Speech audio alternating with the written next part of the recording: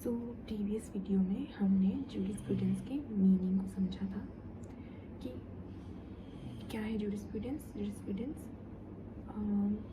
Law का science है।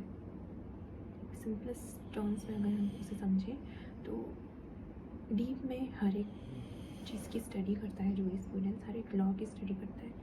Law क्यों बन रहा है, कैसे बन रहा है, क्या लॉ बन रहा है, इसकी स्टडी जूरिस्प्रूडेंस करता है। अगर हम एग्जाम्पल से समझें तो अगर हम कोई गेम खेल रहे हैं तो वो गेम कैसा है और कैसे खेला जाएगा, उसमें कैसे फेयरनेस होगी, ये सब की जो स्टडी है इसे जूरिस्प्रूडेंस कहते हैं हम। तो कल हमने जूरिस्प्रूडेंस के मीनिंग को समझ लिया, आज हम समझेंगे nature and scope of jurisprudence. So first we will take a look at nature of jurisprudence. So first is theoretical and philosophical. So jurisprudence हमने समझा कि jurisprudence क्वेश्चनिंग करता है कि what is law, how it is made, why it is repealed, और क्या इसके consequences होंगे, क्या नीड्स हैं सोसाइटी की, क्या नीड्स हैं। सो ये जो डीप क्वेश्चनिंग करता है ना, डीप क्वेश्चनिंग जो होती है वही है थ्योरेटिकल एंड फिलोसॉफिकल।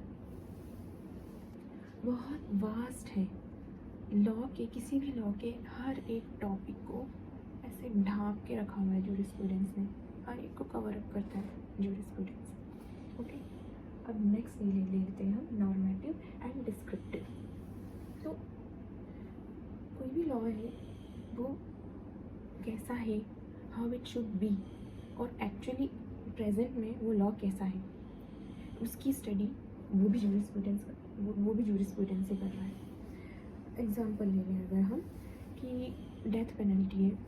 बहुत सारे लोग ये बिलीव करते हैं कि डेथ पेनल्टी नहीं होना चाहिए क्योंकि वो अनजस्ट हो जाता है। किसी की लाइफ क्यों ख़त्म करना, किसी की जीने के अधिकार को क्यों ख़त्म करना, उसने किसी भी तरह का कोई भी क्राइम किया हुआ है।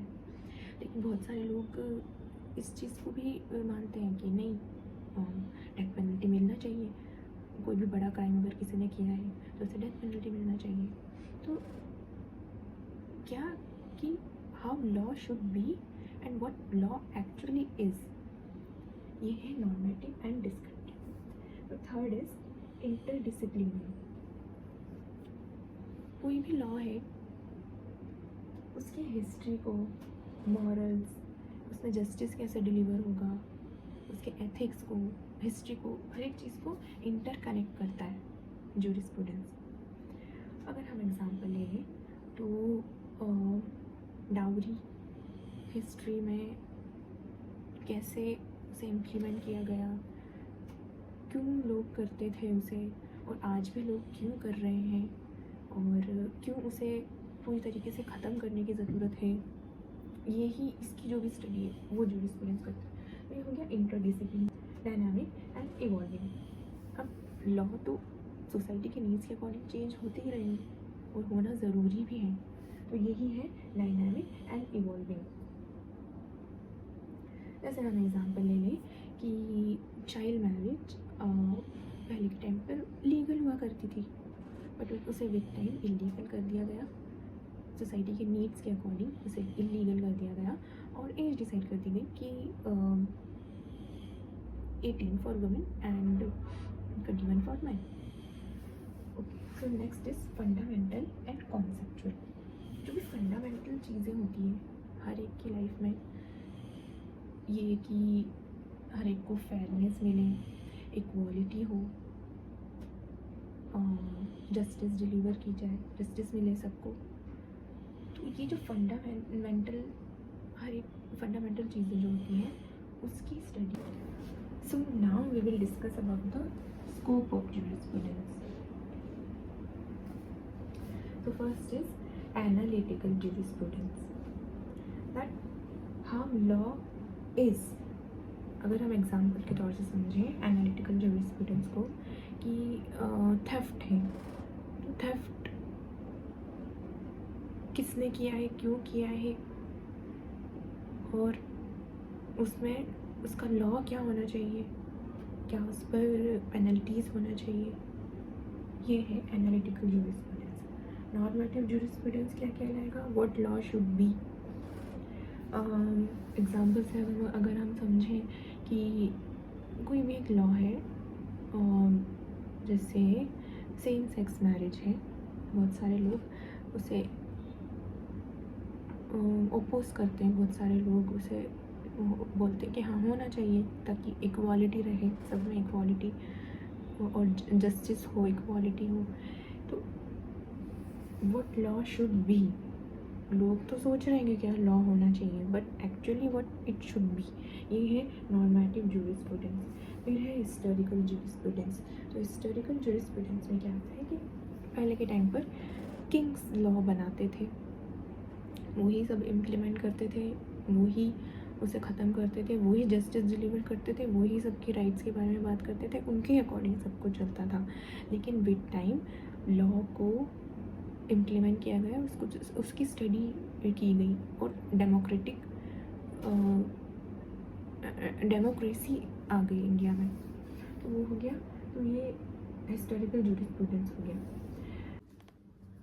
Fourth is sociological jurisprudence. Law and society दोनों का रिलेशन कैसे हो, क्या होगा। तो एक लॉ पास किया है गवर्नमेंट ने कि प्लास्टिक को बैन करना है, तो उससे क्या इम्पैक्ट पड़ेगा सोसाइटी पे, बिजनेसेस पे क्या इम्पैक्ट पड़ेगा, लोगों की लाइफस्टाइल पर क्या इम्पैक्ट पड़ेगा, ये समझाता है सोशियोलॉजिकल। इसकी जो स्टडी है ये समझाता है सोशियोलॉजिकल जूरिस्प्रूडेंस। फिर आता है कंपैरेटिव जूरिस्प्रूडेंस। कंपैरेटिव जूरिस्प्रूडेंस से हम ये समझ सकते हैं कि अदर कंट्रीज़ के जो लॉ है उसको कंपेयर करता है।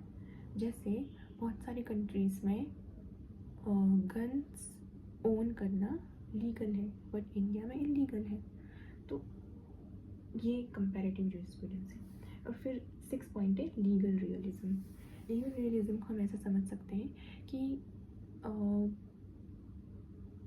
लॉ तो बना दिया है लेकिन वो कैसे एक्चुअली में प्रैक्टिस किया जा रहा है। जैसे ब्राइबरी इज़ इलीगल, लेकिन बहुत सारे गवर्नमेंट ऑफिशियल्स लेते हैं, मतलब इतना नॉर्मल है कि हर छोटे से छोटा बड़े से बड़ा घूस तो लेता ही लेता है कुछ भी काम करने के लिए। सो लीगल तो है लेकिन क्या एक्चुअली में उसको प्रैक्टिस किस तरह से किया जा रहा है, ये है लीगल रियलिज्म।